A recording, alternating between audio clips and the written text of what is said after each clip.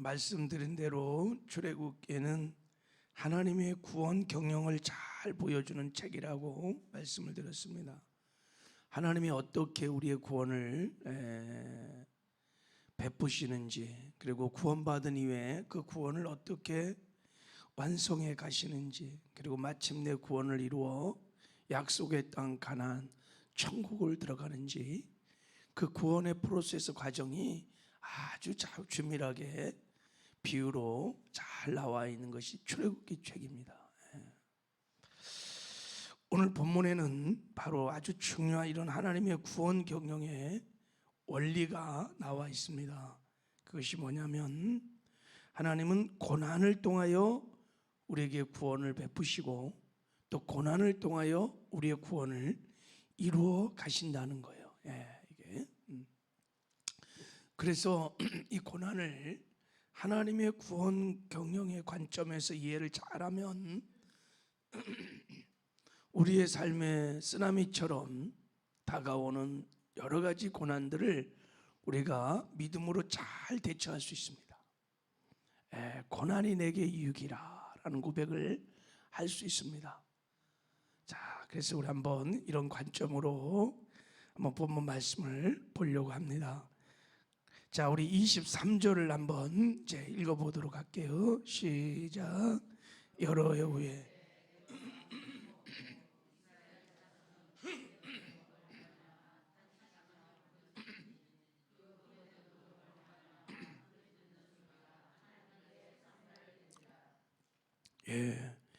여러 해 후에 애굽 왕은 죽었고 이스라엘 자손은 고된 노동으로 말미암아 탄식하며 하나님께 부르짖었다 그랬어요. 왜 애굽 왕이 죽었는데 이스라엘 백성들이 고된 노동 가운데 하나님께 부르짖어 기도했을까? 자, 좀 배경을 좀 나눠보면, 여러 해 후에 애굽 왕이 죽었다. 이 애굽 왕이 누구냐면 요셉을 국무총리로 세운 왕입니다. 더 깊이 말하면 요셉을 국무총리로 세운 셈족, 당시 셈족 계통의 왕들을 말합니다. 이런 왕들이 있을 때 이스라엘 백성들이 70명이 애굽으로 내려왔다가 400년 만에 장정만 60만, 그러니까 한 200만 되는 어마어마한 민족으로 번영하는 시간들이 있었습니다. 근데 그렇게 요셉을 잘 알았던 셈족 계통의 왕이 죽은 거예요. 죽었어. 그래서 누가 이제 애굽의 왕이 되냐면 함족 계열의 왕이 정권을 잡은 거예요. 그러니까 이제 그 함족 계통의 왕이 정권을 딱 잡고 나니까 셈족도 싫지만 이스라엘 백성도 너무 위험한 존재인 거예요. 이들이 한 민족이 나라에 들어와서 200만의 민족을 이루고 있는데, 만약에 유사시에 셈족이 반란을 일으킬 때 같이 그들이 합력해서 그냥 그러면 큰 나라 위험한 존재가 됐다고 딱 느꼈던 거예요. 그래서 그때부터 히브리 민족을 말살시키는 정책을 펼치게 되는 겁니다. 그래서 막 노동을 시키는 거예요. 막 국고성도 피라미드도 건설하고 나일강 운하도 막 건설하고 막 그러면서 아주 강제 노동을 막 시켜갖고 산하 억제 정책을 막 쓰는 거예요. 근데도 민족이 자꾸 불어나니까 히브리 산파들을 통해서 아이들을 낳으면 다 죽여라, 남자아이를. 그래도 태어나니까 이제 남자아이가 태어나면 무조건 나일강에 던진다. 법령을 만들어 갖고 막 그렇게 해서 이제 히브리 민족을 완전히 말살시키는 정책을 막 했던 거예요. 그러니까 이스라엘 백성이 너무 고통스러운 거예요. 이게 힘들고 어렵고, 그러니까 비로소 하나님께 이제 탄식하며 막 부르짖어 기도하기 시작한, 하나님께 부르짖어 기도하기 시작한 거예요. 그러니까 그 기도가 하나님께 상달되었고, 그래서 어떻게 됐느냐? 24절, 자 읽겠습니다. 시작. 하나님이 그들의 고통의 소리를 들으시고 하나님이 아브라함과 이삭과 야곱에게 세운 그 언약을 기억하사 하나님이 이스라엘 자손을 돌보셨고 하나님이 그들을 기억하셨더라. 부르짖어 간구하는 기도를 하나님이 다 들으시고 아브라함과 이삭과 야곱과 했던 언약을 다시 기억하시고 이스라엘을 돌보시고 비로소 출애굽의 역사를 시작했다는 거예요. 이스라엘 백성들을 애굽에서 구원시켜 주셨다는 것입니다. 할렐루야. 자, 그러니까 결국은 이스라엘 백성들이 구원을 받게 된 것은 이 고난의 환경 때문에 출애굽의 역사가 일어난 거예요. 애굽에서 구원을 받게 된 거예요. 만약에 이스라엘에게 고난이 없었다, 계속해서 셈족 계통의 왕들이 통치하면서 요셉 당시처럼 막 애굽에서 번영을 계속 누리고 있었다면 그들은 하나님께 부르짖어 기도하지 않았을 거예요. 그리고 구원도 없었을 거고 그냥 애굽에서 잘 먹고 잘 살다가 다 죽었을 거예요. 그런데 하나님께서 이제 하나님의 관점에서 보면 하나님께서 이스라엘 백성의 애굽에서 하나님을 까맣게 잊어버리고 애굽의 문화와 풍속에 푹 빠져갖고 애굽에서 죄악 가운데 살고 있을 때 애굽의 왕조를 바꿔버려. 왕을 바꿔버려. 그리고 이제 그 왕들을 통해서 막 핍박을 막 노동을 하고 막 쥐고 그러니까 고난이 막 오니까 이들이 너무 고통스러우니까 하나님께 부르짖어 기도한 거예요. 그러니까 하나님이 기도를 들으시고 드디어 출애굽의 역사를, 구원의 역사를 이루어갔다는 거예요. 자, 우리 여기서 이제 하나님의 구원 경영의 원리를 보게 됩니다. 하나님은 고난을 통해서 이스라엘 백성을 구원시켜가는 일을 우리가 알 수 있습니다. 할렐루야. 이게 하나님의 구원 경영의 원리예요. 여러분, 베드로가 언제 구원을 받았느냐? 하루 밤새도록 고기를 잡았는데 한 마리도 못 잡아서 빈 배에서 빈 그물을 막 싣고 있을 때, 그의 인생의 바닥을 칠 때 예수님이 찾아오셨어요. 그리고 베드로를 구원해 주시잖아요. 그치? 사마리아 수가성 여인을 구원시킬 때도 그가 막 남편을 5명씩 갈아치우면서 인생 바둥바둥 살려고 해봤는데 만족감도 없고 인생의 깊은 절망 가운데 있을 때 탁 아시고 예수님이 찾아오셨어요. 그래서 그 여인을 구원시켜 주셨어요. 말씀 묵상하면서 저도 이렇게 보니까 저도 인생의 가장 바닥을 치고 있을 때 너무 외롭고 공허하고 또 억울하고, 그래서 저는 스스로 대학 안에 있는 제풀을 제가 혼자 갔어요. 기도도 할 줄 모르면서. 그래서 멍하게 앉아 있을 때 하나님이 찾아오셨어요. 한 사람을 보내서 저에게 구원의 소식을 듣게 하시고 그때 예수를 영접하고 구원받은 것입니다.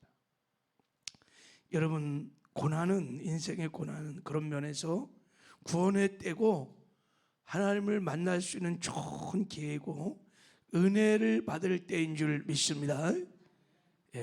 대부분 사람들이 다 이렇게 구원을 받습니다. 자, 이렇게 구원을 하나님이 베풀어 줄 뿐만 아니라 이제 구원받은 이후에도 하나님의 구원 경영은 고난을 통해서 일어난다는 거예요. 그래서 이제 구원받은 이후에 크고 작은 고난들이 우리에게 막 밀려와. 그래서 하나님이 그 구원을 통해서 우리를 하나님의 백성으로, 천국 백성으로 빚어가시는 성화의 구원을 이루어가십니다. 예수를 닮아가게 하신다는 거예요. 그렇게 하는 하나님의 가장 좋은 방법이 뭐냐면 고난입니다. 고난. 여러분, 탈무드에 인생은 삶은 달걀과 같다 그런 말이 있습니다. 모든 음식들은 그냥 끓이면 끓였으면 더 부드러워지고 풀어집니다. 근데 달걀은 안 그렇지, 그죠? 삶으면 어떻게 돼요? 단단해져. 그래서 여러분, 고난이라는 것은 우리 인생을 약하게 하는 게 아니에요. 사실은 단단하게 단련해서 단단하게 하는. 그래서 히브리인들은 고난 중에 이 달걀을 먹는데요. 우리 민족은 저게 고난을 통해서 우리 민족이 강해졌다는 것을 기억하고 그 달걀을 먹는다는 거예요. 고난은 내게 유익이라. 여러분, 그러므로 이제 우리가 고난을 당할 때 어떻게 고난에 대처해야 되는가? 자, 하나님이 고난을 통해서 우리의 구원을 이루어 가시는 하나님의 구원 경영을 믿는 성도들은 이제 고난이 오잖아요. 그것이 어떤 고난이든 간에 오면 그 고난만 바라보고 그냥 쉽게 낙심하고 절망하면 안 돼. 또 막 원망하고 불평하고 들어해도 안 돼요. 그 고난이 절대 주권자 하나님 손 안에 있음을 분명히 믿고, 할렐루야. 우연은 없어요. 믿어야 돼. 이게 이제 하나님의 구원 경영이 고난을 통해서 이루어가고 있는 거니까 그것이 하나님의 손 안에 있다고 믿고 그 하나님을 바라보며 그 하나님께 부르짖어 기도해야 될 줄 믿습니다. 오늘 본문에 나온 것처럼 이스라엘 백성들이 막 그 노동 속에서, 고된 노동 속에서 뭐 했어요? 탄식하면서 부르짖어 기도한 거예요. 부르짖어 기도하는 거예요. 다 살고 죽는 것 하나님의 손 안에 있습니다. 이 역사의 흥망성쇠도 다 하나님의 손 안에 있습니다. 믿으십니까?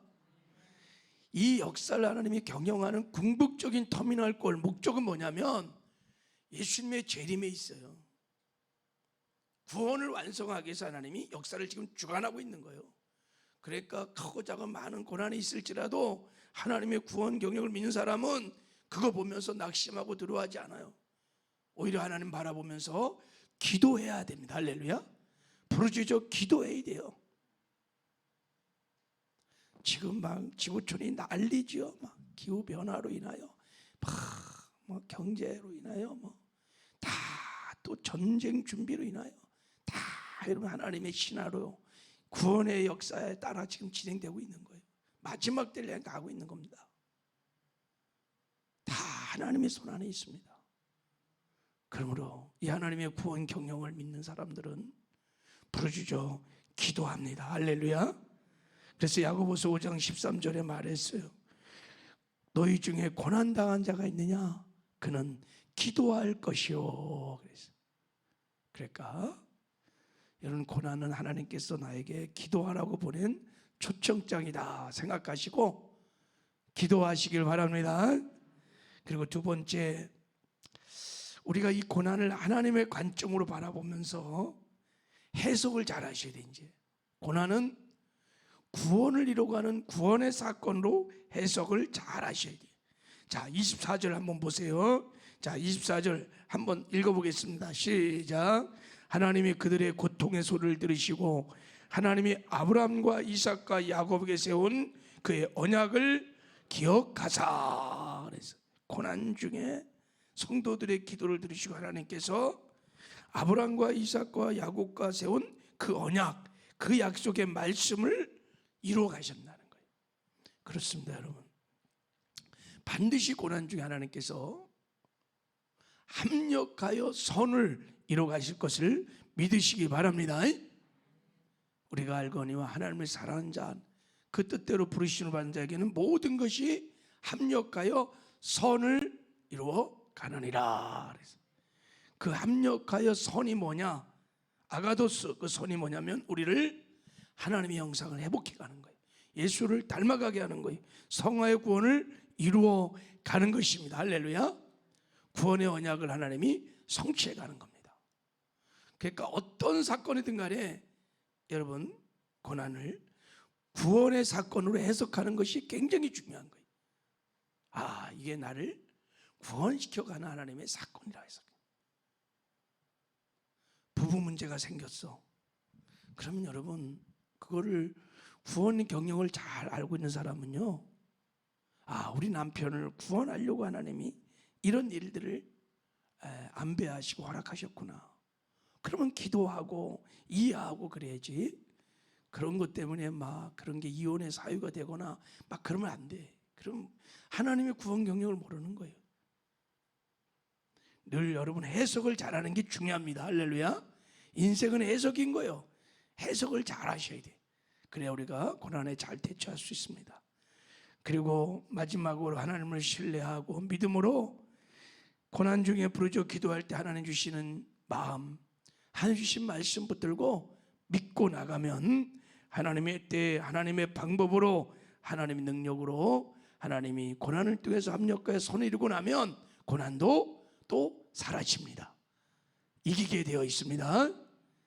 이렇게 늘 고난을 통해서 우리의 구원을 이루어 마침내 우리가 이 땅에서도 천국을 맛보며 누리다가 약속의 땅 가나안 천국에 들어가는 우리 모두가 되기를 주님의 이름으로 축복합니다. 하나님 아버지 감사합니다.